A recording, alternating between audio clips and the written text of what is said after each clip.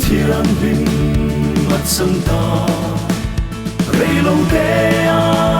phật nở là môi sai sai âm rem mang xuân mẹ thấy lâu bi huôi sen đê rất tuôn bình na ăn sông lòng chút tin cần khen sai ô na xuân phật na rầm môi cần rem nê cần soi sáng sẽ em kinh kỳ thế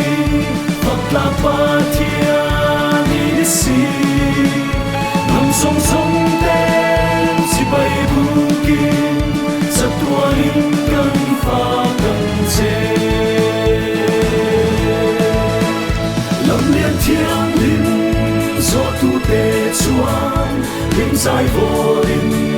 na văn thai lẽ mà sông tê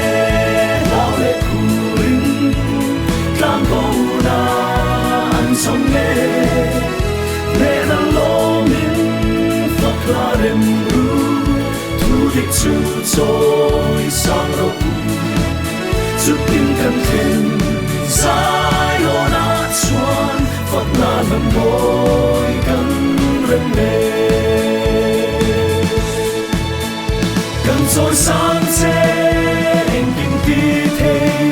phật là ba thiên đi si nằm sông sông đen chỉ bay bu kim rất tua hình cần pha cần chế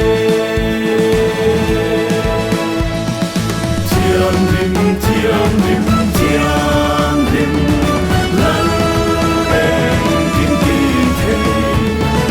thiên linh lần rong vui hallelujah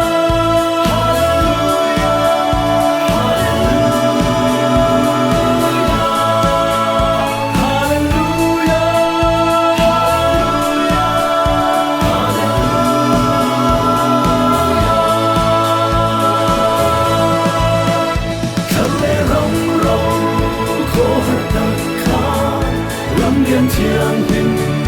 mắt sông ta rây lâu đê phật nở là môi sai sai nằm đêm mang xuân hè thấy lâu